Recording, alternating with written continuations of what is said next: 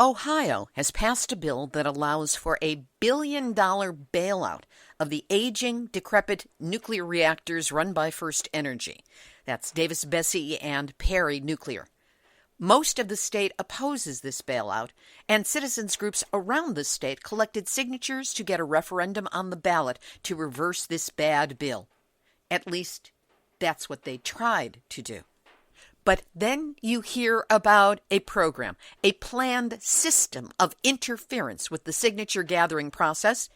And when you ask a genuine nuclear expert how bad it is on a scale of 1 to 10, and he says, it's about 100. This is fascism, pure and simple. The nuclear industry hired thugs to physically assault people who are gathering signatures or who were approaching to sign to support a legitimate referendum. I mean, this is an all-out attack on democracy itself. Well, when you hear how desperate the nuclear industry is to not only seize profits but hold on to them to the detriment of legal constitutional process, and it's all for the nuclear industry to get more money, you realize how desperate some people and corporations are to make certain that we stay forever in that ever hotter seat that we all share. Nuclear hot seat. What are those people thinking? Nuclear hot seat. What have those boys been drinking? Nuclear hot seat. The corium is sinking. Our time to act is shrinking, but our activists are linking. Nuclear hot seat. It's the bomb. Welcome to Nuclear Hot Seat, the weekly international news magazine keeping you up to date on all things nuclear from a different perspective. My name is Libby Halevi. I'm the producer and host, as well as a survivor of the nuclear accident at 3 Mile Island from just 1 mile away. So I know what can happen when those nuclear so-called experts get it wrong.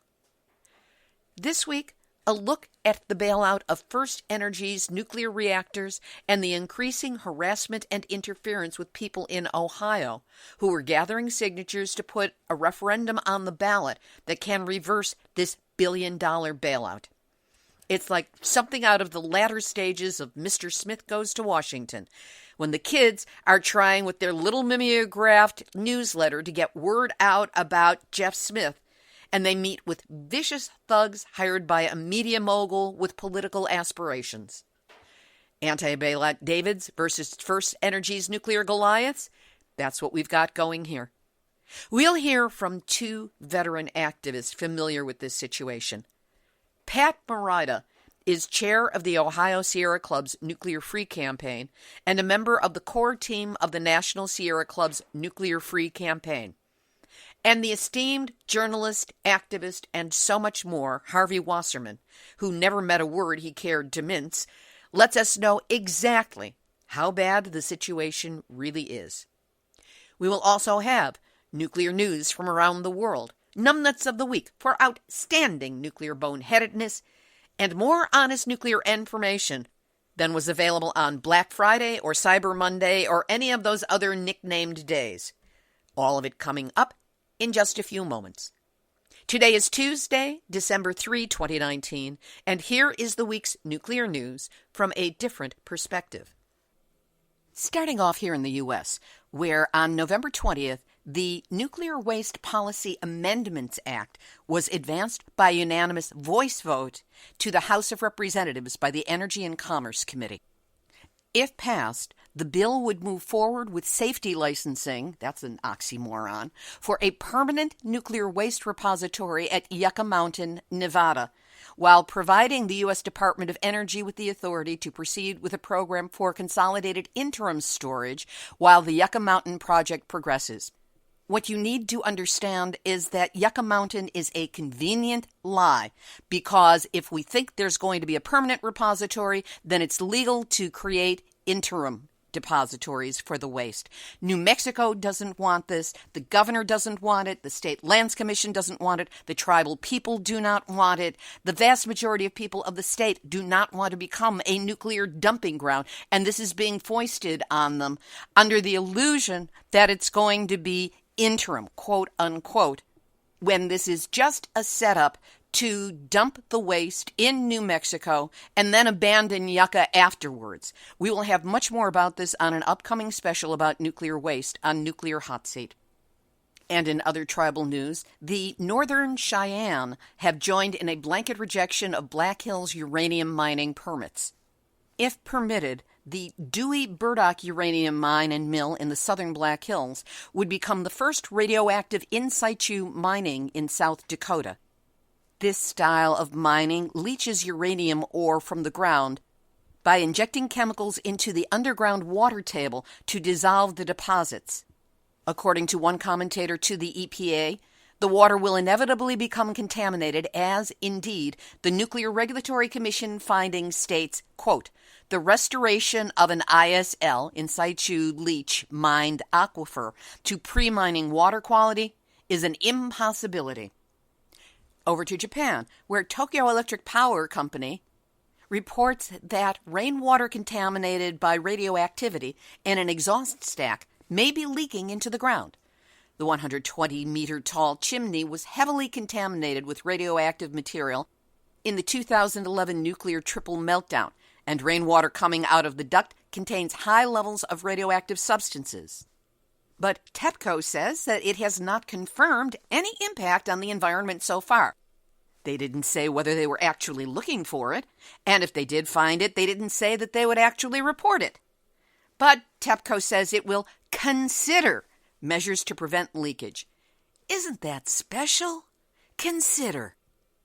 Japan's Tohoku Electric Power said that it has received regulatory approval to restart a reactor at its Onagawa nuclear power plant.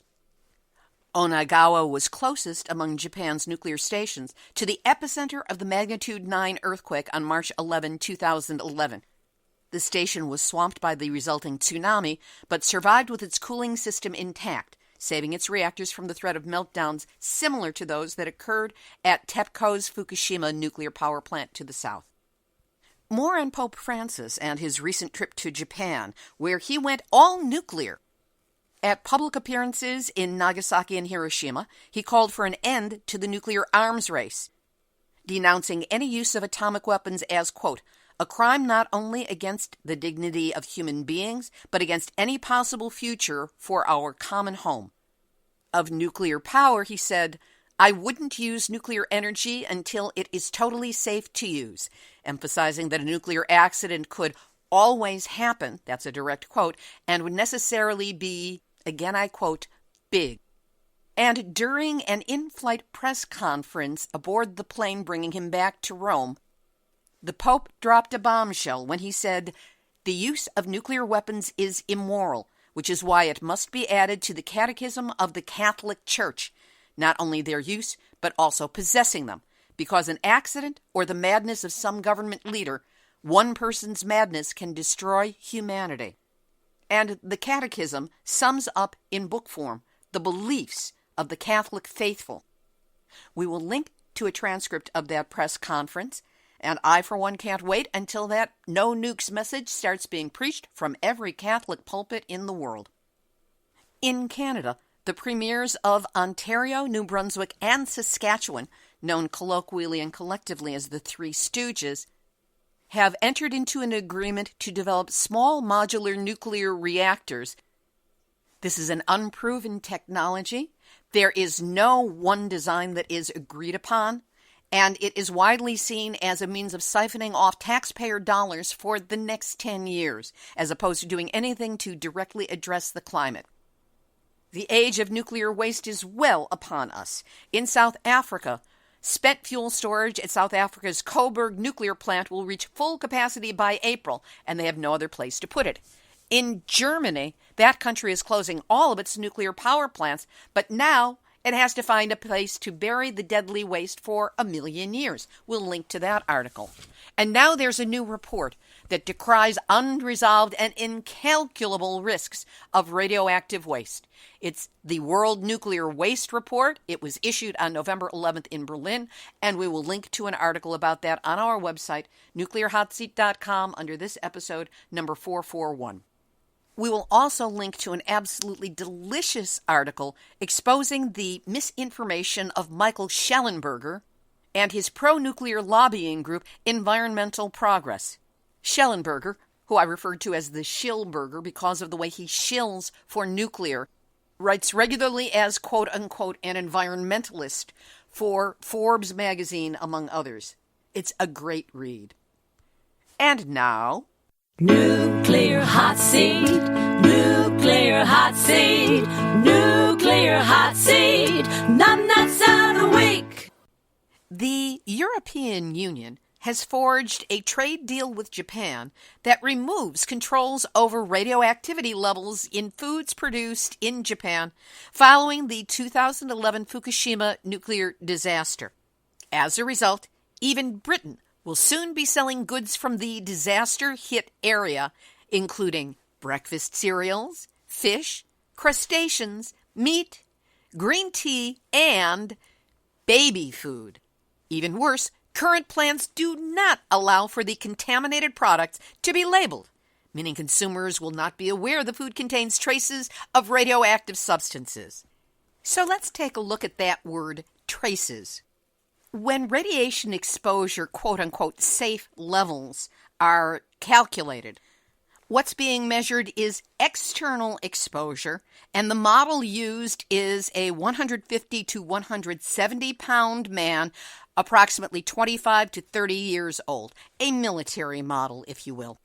But external radiation exposure is far less dangerous than internal exposure, which is what you get when you eat food or drink water or breathe air that has radionuclides in it. After Fukushima, Japan raised the allowable levels of radiation in its food from 20 becquerels per kilogram. It's a unit of measurement. Just pay attention to the numbers. 20 becquerels of radiation per kilogram. But after Fukushima, they raised it to 100 becquerels per kilogram. However, the European Union sets their limit at 1,000 becquerels per kilogram, and the United States, in its wisdom, at 1,200. So food that is too radioactive to be legally sold in Japan is perfectly legal to export to the United States, the European Union, Britain. Internal contamination from radiation can lead to a wide range of illnesses later in life, including cancers, autoimmune diseases, heart disease. And yet, at the moment, 100 becquerels of radioactivity per kilogram of food is permissible even for cereals eaten by children. And for baby foods, 50 becquerels is allowed. How much should be allowed? 0. None. Nil. But Japan keeps pushing the trade agreements to make it seem as though everything is A-OK in Fukushima, and that there is no reason for concern as to the internal radiation exposure of babies, children, even adults. And that's why whoever was behind this particularly ridiculous, if not heinous, bit of permission to this nuclear perpetrator, you are this week's Nuclear hot seat, numbnuts of the week. Well, it's official. It's December, and the holiday season is upon us. Time for me to share with you how grateful I am for all of your support of Nuclear Hot Seat throughout the year. It's simple. Without your assistance, it's impossible to keep the show running, and I could not keep it going. Good news, the website revamp is proceeding. All things internet take longer than we expect, but still, it's going. With the goal being easier searchability, a great new look, and the capacity to keep uploading an endless number of new episodes, which will keep going until the nuclear problem is solved or we reach the half-life of plutonium, whichever comes first. The problem is that it's going to be a major expense. well over and above our regular operating costs, and we still have to raise the money to cover it. Some of you have already provided financial support to go towards this new website, for which I am deeply grateful, because that's what's allowing me to start the process. And we'll need help from a lot more of you to get this beautiful, more functional new website up and running. So if you are grateful for the kind of verifiable nuclear news you get here every week, please consider showing it with a donation. Any amount helps, be it a one-time donation to honor the holidays, a monthly sustaining donation, whatever. It all helps to keep honest, verifiable nuclear information flowing out to you. We make it easy to help. Just go to nuclearhotseat.com and click on the big red donate button. Know that whatever you can afford, whatever you can do to assist us, you are helping to combat the nuclear menace in all of its forms with solid, footnoted, reliably sourced information. That makes me deeply grateful that you are listening and that you care about these issues and the show. Here are this week's featured interviews. Ohio is a hot mess on the front lines of nuclear industry manipulation, and today we've got two veteran activists to paint the full, ugly picture. First, we hear from Pat Marida. She has been working as a volunteer in the anti-nuclear movement since 1981, which is when her son gave her a copy of the book by Carl Sagan, Cosmos, and she read about nuclear dangers. All through the 1980s, she worked with the Ohio Nuclear Weapons Freeze campaign. Then, from the 1990s to the present, she has volunteered with the Sierra Club, where she is currently a member of the Ohio Sierra Club's executive chapter and chairs their Nuclear Free Committee, and is also a member of the core team of the National Sierra Club's Nuclear Free campaign.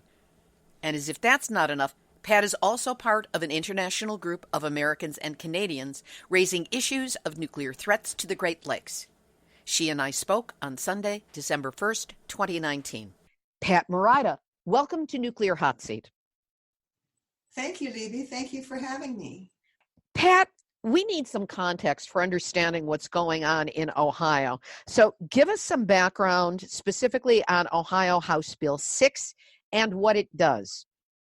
House Bill 6 bails out First Energy's aging and embrittled nuclear plants, which are Davis-Besse and Perry on Lake Erie, Beaver Valley in Pennsylvania, and they're only 4 miles from the Ohio border. And since it's illegal for Ohio to directly subsidize any particular energy source, Ohio Republicans, when they crafted House Bill 6, called it the Ohio Clean Air Program. Untruth in labeling. And cleverly, the word nuclear is not even in the bill. It, of course, is written in a way that only gives a bailout to First Energy and their 2 nukes and 2 coal plants. As the bill reads, from 2021 all the way through 2027, all of the Ohio ratepayers will pay a monthly surcharge on our electric bills. And that'll be from 85 cents for residential customers up to $2,400 for big industrial customers. And that's a per month charge. Per month, yes. And the total has been estimated to bring in about $1.1 billion for First Energy. So that with that in mind, with that much at stake, so that's enough money that they're willing to spend a whole lot of money to get that big purse. And actually right now, First Energy customers in Northern Ohio, they currently pay by far the highest electric bills in the state because of the 2 nuclear plants up there. House Bill 6 also bails out 2 First Energy coal plants, and these coal plants are old, hyper-polluting, and they're on the Ohio River, southern Ohio. Well, one of them is actually in Indiana. Actually, the whole bailout is a gift to First Energy with no strings attached because there's no requirement for upgrading the facilities. With this bill putting together a bailout for the nuclear plants and the coal burning plants as well, how does it impact renewable energy standards and energy efficiency standards in the state? It guts renewable energy standards. In 2008, Ohio passed a bill, an excellent bill actually, requiring utilities to get 12.5% of their power from renewables by 2027. But House Bill 6 reduces the target to 8.5%. It exempts large industrial customers, and it kills the standard after 2026. So this destroys any incentive for new renewable energy development in Ohio. And what does it do to energy efficiency standards? It completely guts them because Ohio's efficiency law required utilities to reduce customer energy use by 22% over a 20-year period using energy efficiency programs. And it's been successful because energy mandates have so far cost Ohioans $1.5 billion and are scheduled to save $8.7 billion over their lifetime. But House Bill 6 allows utilities to end efficiency programs at 17%.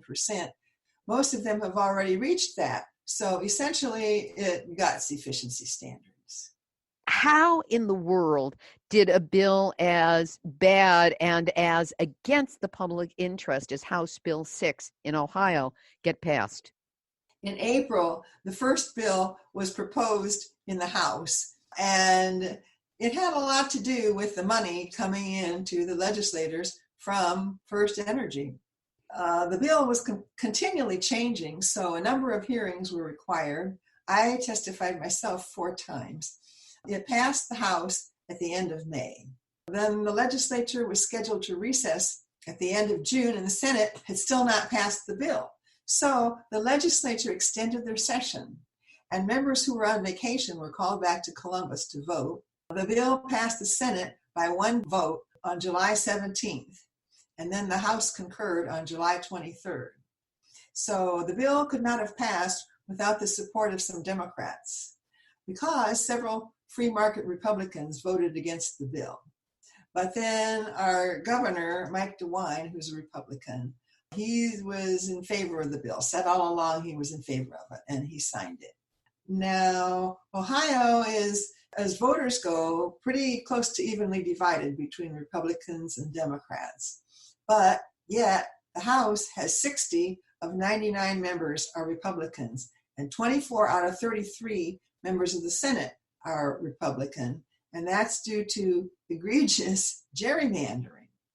How is this bill being perceived by the voters of Ohio, and how has the media been covering it? Completely unlike other industry-backed proposals, House Bill 6, it was almost universally badmouthed by Ohio's media. They did not like it at all. It was opposed by ratepayer groups, it was opposed by business groups, free market conservatives, including some Republicans in the legislature, opposed it. Environmental groups opposed it. And at the hearings that we went to, the only proponents were pretty much those who had vested interest, which was First Energy and its hired PR firm. The PR firm hired by First Energy actually wrote statements for some of the witnesses. Well, isn't that special? So the bill has been presented and passed and forced through with trickery, with smoke and mirrors, with long-standing pressure points being pushed within who actually gets a chance to vote on it, meaning through the gerrymandering and all this other manipulation. So First Energy seems to be operating in the very definition of bad faith, both with the public and, it seems, also with its workers. Give us a little bit of background on the company so we can understand exactly the nature of who and what you are up against. So you mentioned the workers because, the workers up there they're between a rock and a hard place. And so the union can't blame them necessarily for trying to support their jobs, and the communities also can't blame them because they're going to lose a lot of tax revenue if these companies go out of business, these large nuclear companies. So what we say is that let's assist the towns and the workers, and workers can be rehired to do decommissioning, and towns can be assisted. We don't need to assist dirty nuclear power. As a background on First Energy, I actually talk about First Energy and First Energy Solutions interchangeably. but they are really separate entities. First Energy Solutions is a limited liability corporation, an LLC, which means exactly what it states. Corporations put their liabilities into the LLC and protect the parent company when the limited liability corporation goes belly up. First Energy Solutions is a new entity that now owns the decrepit nuclear and coal plants. But it did not exist as a standalone entity until First Energy decided to put its generating entities into bankruptcy court earlier this year. So before that, we did not have First Energy LLC. Now we have First Energy Solutions LLC. So it's a corporate shell game where even if anything bad takes down First Energy Solutions, the parent company remains intact and cannot be gotten to. Is that accurate? That is accurate. And actually, it was bad business decisions that caused First Energy the financial woes, because if you read their yearly reports, Davis, Besse, and Perry actually show a small profit. On March 28th, the end of March, First Energy Solutions, this newly created limited liability corporation, asked the Department of Energy to issue an emergency order to provide cost recovery to the coal and nuclear plants in the PJM, which is the Regional Transmission Interconnection. But the Department of Energy did not have the authority to intervene, so they got denied there. And they went to PJM, but PJM, the Regional Transmission Authority, had already denied First Energy Solutions a bailout. They've been asking for bailouts for a long time. It seems outrageous that a judge in the U.S. Bankruptcy Court approved First Energy Solutions could spend its assets, the assets left after declaring for bankruptcy, on lobbying for House Bill 6. How is that even possible? According to some people that I talked to who know a bit about bankruptcy, they never heard of such a thing. But actually, in truth, that is exactly what happened. The U.S. Bankruptcy Court, Judge Alan Koschik, approved them to spend lobbying money on House Bill 6, so they had nothing to lose. It was money they weren't going to have anyway.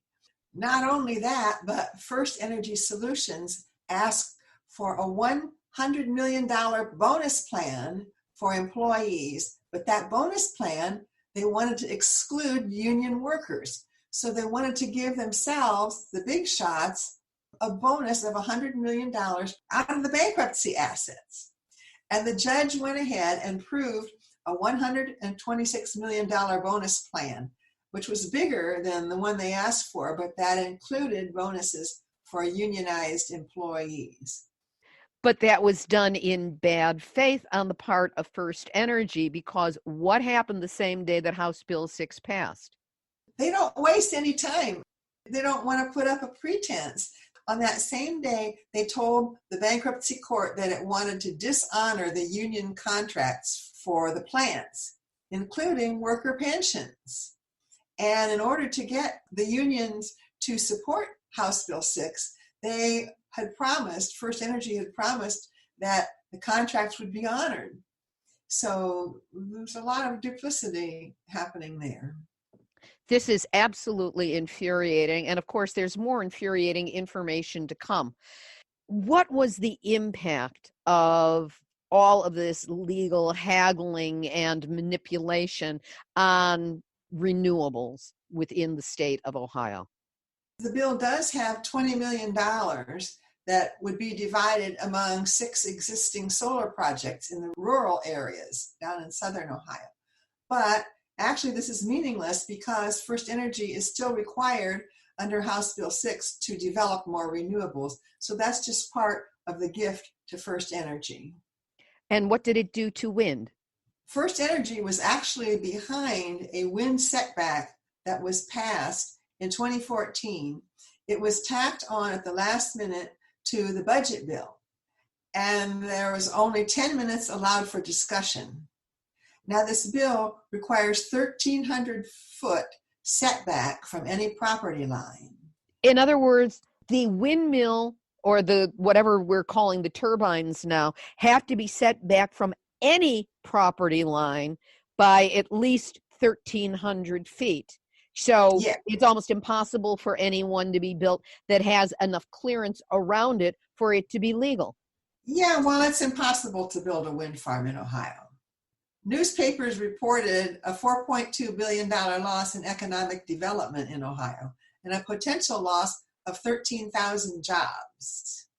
As a result of this totally intended to block and successfully blocking the development of wind energy and wind power in the state. Yes, and that's been that way since 2014.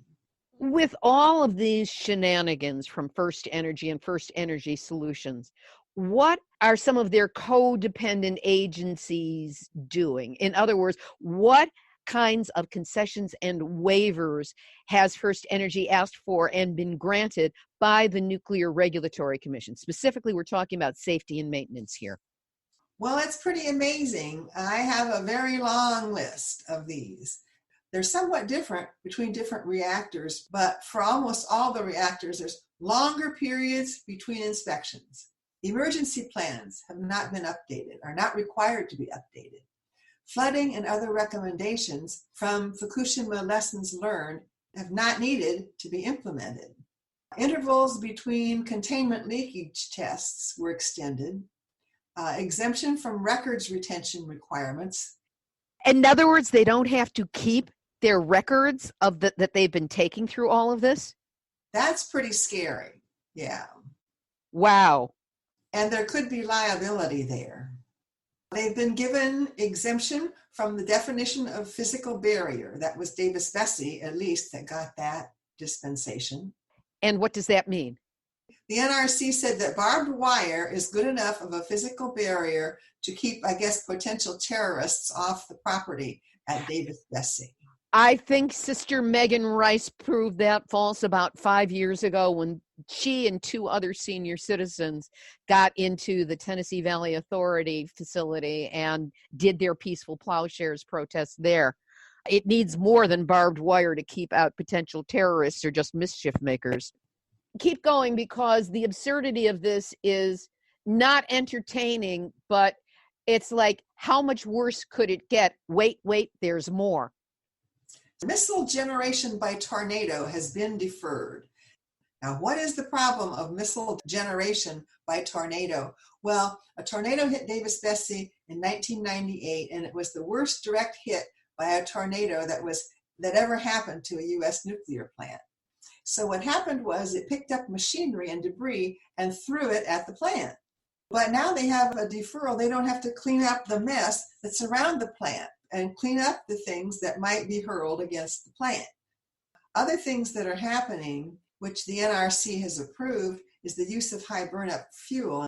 I know you've had Donna Gilmore and others on that have talked about this, but this allows them to burn the fuel longer and hotter with less refueling. And high burn-up waste is hotter. When its usefulness is over, it's hotter. It takes longer to cool. They aren't even sure what all is going to be inside of some of these new high burn-up fuels. And it's harder to contain. The Nuclear Regulatory Commission has neglected to update U.S. nuclear regulations in order to meet the International Atomic Energy Agency recommendations. So U.S. nuclear reactors don't have to follow the IAEA recommendations. Even after getting all these waivers, the NRC continues to give First Energy's reactors good safety marks. It's stupefying. It's like, what? And how were you allowed to get away with this? Did nobody ever slap your hand when you went to the cookie jar? I mean, come on. And another issue is the Environmental Law and Policy Center. They have a lawsuit against First Energy because First Energy is attempting to avoid its obligation to fully fund the decommissioning funds for its nuclear reactors. So this is an important lawsuit to follow, and it's still in court. You know, this is stupefying information as to how much this one corporation is getting away with, to the detriment of people and the environment. It must be costing a tremendous amount of money. What do we know about the kind of financial clout First Energy is putting behind all of this? First Energy is one of the biggest money players in Ohio politics. And papers report that First Energy spent as much as $50 million, or maybe even more, on lobbying firms and coalitions like Ohio Clean Energy Jobs Alliance, get that name, which supported the bailout. It's also reported about 4 secretive companies that put $2.6 million into Ohio Republican primaries, which was back in May of 2018. They put that much money, and they're looking for candidates that would support the First Energy bailout. It was amazing. We did not find out this until recently, but way back then, a year and a half ago, First Energy was figuring on doing this and supporting in the primaries, in the Republican primaries, supporting their folks that would vote their way. Papers have reported that the secretive group Generation Now, it spent $9 million of dark money on ads promoting House Bill 6. We were blanketed with deceiving ads. We got mailers. It was all over TV and radio, newspapers, digital media ads, phone calls, and they were threatening like these dire consequences if House Bill 6 did not pass. So it sounds like there was a full slate of deceptive practices that Ohioans were hit with. Was this even before the referendum? Yeah, this was just promoting the passage of the bill. Wait till we see what happens when this referendum gets started. Well, let's go there now. What is the referendum? What would it do? And then let's get into the next wave of misbehavior and worse on the part of those who are pushing for the bailout. So in Ohio, we citizens can have a referendum that would overturn a bill that the legislature has just passed. So a group called Ohioans Against Corporate Bailouts was hired to conduct a referendum that would overturn House Bill 6. And the signatures of registered voters for any referendum are needed to be collected from all around the state. This effort, however, was paid for largely by oil and gas interests, interestingly enough, who were strongly opposed to the bill. But they had the money. Citizens groups really didn't have the resources for a big endeavor like that. But unfortunately, the gas company weren't familiar with these kind of citizen actions that are usually undertaken by citizens. Neither the firm that was hired to collect signatures nor the fossil fuel industry itself was familiar with the citizen appeal process. So the anti-bailout firm, they first wrote ballot language that was deemed inaccurate in 21 ways by Secretary of State Frank LaRose, who is a Republican. Now, I read the 21 inaccuracies, and they were all problematic. So it was not a political ploy by the Secretary of State. But the disapproval task took 20 days out of the 90-day referendum period. And so they had to go back and rewrite ballot language. That took 18 more days. So 38 days was eaten into the 90 days, allowing for signature gathering, which left only 52 days. 265,000 valid signatures were needed, which means that many more actually need to be collected, many more signatures than that. What kind of actions have been taking place against the referendum and the signature collecting process? Dark money put millions into defeating the referendum and opposing the signature gathering. I'd never heard of this, but firms were hired to harass and intimidate signature gatherers, and they were asking people not to sign. A couple of signature gatherers that happened to belong to the Sierra Club reported that they were followed, where a signature gatherer in Columbus was being harassed, and that person attempted to take a photo of the offender. And so the harassing woman actually slapped the phone from the signature gatherer's hand, actually physically, sort of attacked the guy, and it broke the phone. So he has a lawsuit out now against this action. I understand that the in-person harassment was not the end of the kinds of pushback and dirty tricks that have been attempting to take this referendum out before it could actually be considered. What are some of the other things that have been tried? They blanketed Ohio with what we call fake petitions. Newspapers are calling them fake petitions. So these are non-binding petitions that stated support for a nuclear power bailout. They caused great confusion. It said that they collected 400,000 signatures, but it was a lot easier to collect non-binding signatures where anybody could sign. And apparently a lot of money was spent on these petitions, and one of the petitions said, "Stop foreign ownership of our electric grid." That was a petition you could sign. And it was paid for by a group called Ohioans for Energy Security. And that was an insane statement, had no basis in reality. Worst of all, the state was blanketed again with these lying ads, outlandish, radio, TV, social media, all the same thing as before. And they were saying foreign entities have invaded our energy grid. And this is right off the postcard. It says they want to kill our jobs and raise our rates. Decline to sign. There were also xenophobic kind of ads, really, threatening a Chinese conspiracy to take over the energy grid. One flyer I have says, if you see a circulator, report them to this hotline. The circulator being the person who's actually asking for signatures on the legitimate petitions. That's right. And then the group points to Chinese bank loans to some natural gas burning power plants. That's what the Chinese conspiracy is. A Chinese bank has loaned money to natural gas plants. But in actuality, First Energy also has loans from that same Chinese bank.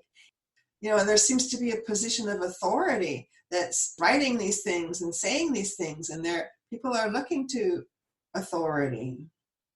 Have the courts been any help in stopping these deceptive practices? A group calling themselves Ohioans for Energy Security filed a lawsuit before the Ohio Supreme Court, and that was seeking to block the referendum. And it argued that House Bill 6, fee on electricity ratepayers, constitutes a tax and thus is not subject to a referendum. But they seem to have forgotten that when House Bill 6 was first introduced, the promoters assured the public that it was not a tax. However, just last week, the outcome is that the court decided not to hear the case. Where is the media in all this? Is any publication or broadcast outlet chronicling the attempts to derail the actions and block the bailout? Yes, that's happening, and it's been good. I mean, there's been a lot of good reporting about the deceptions here. However, those are on the mainstream media, more or less, and they're on websites and things that people read, whereas these ads, are constantly blasting out on TV, radio, and everywhere, which are much more likely to be seen, the ads opposing it. So a lot of times, a lot of things that go on that are wrong, there's good publicity about it, but it just doesn't get into the hands of the majority of people. Given all of this fighting back and forth and this domination because of the finances behind it by First Energy and their minions to guarantee in their minds that this bailout goes through, that the referendum does not get on, that there's no recourse, that they get their money and it leads to whatever it leads to, let the pieces fall where they may. Where does everything stand now? Ohioans against corporation bailouts failed to get enough signatures to overturn House Bill 6. However, it's not completely over, as that same group, Ohioans Against Corporate Bailouts, has asked the courts to rule that Ohio law allowing ballot language to cut into signature gathering time. They're saying that that's illegal and that they should be given 38 more days to collect the signatures, the 90 days that they're supposed to have. So it seems fair, since 90 days, first of all, is not a lot of time, and then cutting into it by more than 1/3. Yes. So cutting into it does seem like a ploy to stop citizen initiatives and referenda. That's pretty clear to all of us. Giving only 90 days and then cutting into it and allowing the Secretary of State to take a whole lot of time to make a decision on the ballot language, and all that cuts into time for collecting signatures for a referendum. So there's still possibility. Is there any way of finding out whether those additional 38 days will be allowed? Now they have taken it to the Ohio Supreme Court, which is the right court. The court is not required to hear the case, so we don't know the outcome. We're all keeping our fingers crossed that they will say that, yes, they have 38 more days, because that's really our last chance to prevent this bailout from happening. And in the meantime, House Bill 6 went into effect on October 21st, although rates will not increase until 2021. Conveniently after the elections. Pat Marida, you and others in Ohio are taking every step possible and are really on the last options now. You've obviously been working long and hard on these issues against a Goliath. In the original version, David won, and we can only hope that that carries over for you and the others who are fighting to get this referendum on the ballot and reverse House Bill 6 and the bailout of First Energy Solutions. For now, I want to thank you for being my guest this week on Nuclear Hot Seat. It was my pleasure. Pat Marida is chair of the Ohio Sierra Club Nuclear Free Committee, and so much more. To get a more pointed perspective on what's happening in Ohio, I managed to track down the insanely busy Harvey Wasserman. For those of you not already familiar with Harvey, he is a journalist, author, democracy activist, and advocate for renewable energy. He has been a strategist and organizer in the anti-nuclear movement in the United States for more than 30 years. Media-wise, he's been a featured speaker on Today, Nightline, National Public Radio, CNN, Lou Dobbs Tonight, and other major media outlets. We spoke on Monday, December 2, 2019. Harvey Wasserman, thanks for joining us on short notice here on Nuclear Hot Seat. My pleasure. You have been in the anti-nuclear movement for decades, and you've seen a lot. Given what is going on in Ohio with the intimidation of petition gatherers and disinformation that's been thrown towards the public regarding the referendum, on a scale of 1 to 10, with 10 being the worst, how bad is this in terms of intimidation of an anti-nuclear perspective? It's about 100. This is fascism, pure and simple. The nuclear industry hired thugs to physically assault people who are gathering signatures or who were approaching to sign to support a legitimate referendum. I mean, this is an all-out attack on democracy itself. We've seen a lot of things, but we have not, prior to this, seen hired stormtroopers physically assaulting people who are trying to put a referendum on the ballot. I mean, it's astounding. What are the chances, do you think, of this referendum still moving forward, given the number of roadblocks that we've already heard about that have taken place? It's going to be very difficult. First of all, it's hung up in the court, which is what the industry wants. They have used the Ohio Secretary of State and Attorney General to delay the signature gathering. You're supposed to have 90 days, and they used up 38 of those days just with the state offices deciding whether or not they can go on the ballot. And then when they did put people out there, finally, when we got the petition approved for circulation, as I say, we were physically assaulted by thugs. And so the signature gathering came up short, and I don't know if there's going to be more time to get more signatures. And then what will happen when people go out to collect the signatures, if they're going to be assaulted again, which is highly likely, by these Gestapo stormtroopers. What, if any, legal or police recourse might there be to these actions? Well, the police don't care. I mean, the bottom line is that the Ohio government has been purchased by the nuclear industry. The Ohio Supreme Court, 7 justices, 3 of them had to recuse themselves because they took money from First Energy.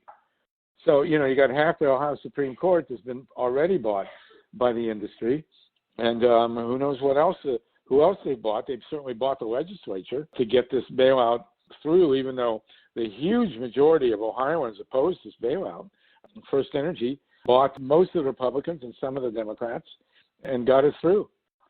What is likely to happen on this point forward? Do you think we have any chance of getting that referendum on the ballot? There is some chance. We had a federal judge who remanded the case to the Ohio Supreme Court. He asked the Supreme Court to answer a few questions about the nature of the referendum, and then the Ohio Secretary of State asked the Supreme Court not to answer the federal judge. Is that even legal? Who knows? We're talking about, the age of Trump here, so anything's legal, as long as a corporation does it.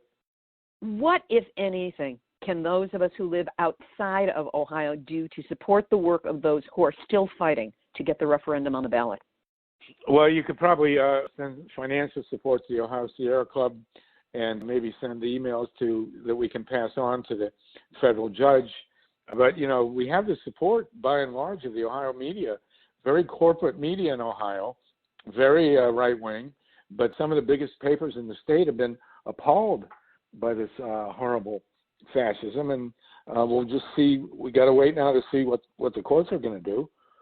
But we are hamstrung at this point in time. I mean, it's a shocking situation. The First Energy, which is in bankruptcy, running two plants. One is more than 40 years old. One is more than 30 years old. You're talking about Perry and Davis Correct? In addition to two 50-year-old coal-fired plants, one of which is in Indiana. I mean, they're really just showing that they can do anything they want. However insane it is, they think they can get away with it. And at this point in time, we're hamstrung. We'll have to see. I mean, there will be court challenges to the bailout, but there's no doubt that if a referendum got on the ballot, we would win. And that's what they're fighting. So this is not only about nuclear power, it's about the legitimacy of the referendum process. Any final thoughts? Yeah, I mean, this is as bad as it gets. Ohio, once again, is as bad as it gets. We saw an election stolen in Ohio in 2004. We've seen ridiculous gerrymandering. We see two nuclear plants on the lake, one of which was the first American reactor to be harmed by an earthquake, the other Davis-Besse, which is just infamous for its complete lack of safety and maintenance. And at this point in time, the nuclear utility, which is in bankruptcy, for God's sakes, has stolen $1 billion from the people of Ohio. And at this point in time, we're being denied recourse entirely with the destruction of the referendum process by physical violence. I don't know how it gets worse than that. Harvey Wasserman, who is not only a journalist, author, and democracy activist, he has also been a strategist and organizer in the anti-nuclear movement in the United States for more than 30 years. On our website, nuclearhotseat.com, under this episode, number 441, we will have links up to both Harvey's website and also the Ohio Sierra Club Nuclear Free Committee. Activist shout out. Films. There are 3 big documentaries on core nuclear issues on the horizon, and they're all going for completion and presentation in 2020. First is Heidi Huttner's Accidents Can Happen, The Women of 3 Mile Island. Next is Lisa Wolf's film, Rocky Flats, and Lois Lipman, whose Downwinders follows those people downwind of the Trinity test in Alamogordo, New Mexico, who have never been acknowledged or helped. Each of these films at this point is shot and are heading into the editing process. We will keep you up to date on the progress of each one. Here's this week's final thought, and it's written by Dr. Clarissa Pinkola Estes, the author of Women Who Run with the Wolves. She wrote, "My friends, do not lose heart. We were made for these times. In any dark time, there is a tendency to veer towards fainting over how much is wrong or unmended in the world. Do not focus on that. There's a tendency, too, to fall into being weakened by dwelling on what is outside your reach, by what cannot yet be. do not focus there. That is spending the wind without raising the sails. We are needed. That is all we can know. And though we meet resistance, we more so will meet great souls who will hail us, love us, and guide us. And we will know them when they appear. Ours is not the task of fixing the entire world all at once, but of stretching out to mend the part of the world that is within our reach. Any small, calm thing that one soul can do to help another soul, to assist some portion of this poor, suffering world, will help immensely. It is not given to us to know which acts or by whom will cause the critical mass to tip towards an enduring good. What is needed for dramatic change is an accumulation of acts, adding to, adding more, continuing. We know that it does not take everyone on earth to bring justice and peace, but only a small determined group who will not give up during the first, second, or 100th gale. Dr. Clarissa Pinkola Estes. And to all the great souls listening to this show, this has been Nuclear Hot Seat for Tuesday, December 3rd, 2019. Material for this week's show has been researched and compiled from nuclear-news.net, deunrenard.wordpress.com, the International Campaign to Abolish Nuclear Weapons, or ICAN, intercontinentalcry.org, currentargus.com, nhk.or.jp, asahi.com, kyotonews.net, catholicoutloook.org, channelnewsasia.com, CNN, independent.co.uk, globalnews.ca, express.co.uk, telegraph.co.uk, and wiseinternational.org. If you don't want to miss a single episode of Nuclear Hot Seat, that's really easy to do. We're now available on all your favorite podcast platforms, so you can subscribe there. You can also go to nuclearhotseat.com and scroll down for the yellow opt-in box. You put in your first name, you put in your email address, one email a week with the show and a brief description of what's in it. We will not bug you further. Now, if you see something happening nuclear-wise in your part of the world, don't assume I know about it. Please reach out. That includes story leads, hot tips, and suggestions of people to interview. You can do so by sending an email to info@nuclearhotseat.com. Please don't use Facebook. It gets lost in the shuffle and it changes too often. Send it info@nuclearhotseat.com. And if you appreciate weekly verifiable news updates about nuclear issues around the world, please take a moment, happy holidays, to send a donation of any size to nuclearhotseat.com. We are really grateful for your support. This episode of Nuclear Hot Seat is copyright 2019, Libby Halevi and Heartistry Communications. All rights reserved, but fair use allowed as long as proper attribution is provided. This is Libby Halevi of Heartistry Communications, the heart of the art of communicating, reminding you that nuclear waste is dangerous forever, and that's why we have to stop making any more of it right now. There you go. That was just your nuclear wake-up call.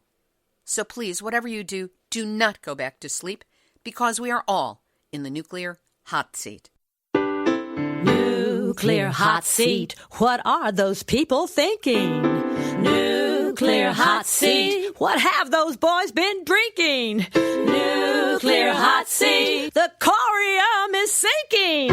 Our time to act is shrinking, but our activists are linking. Nuclear hot seat. It's the bomb.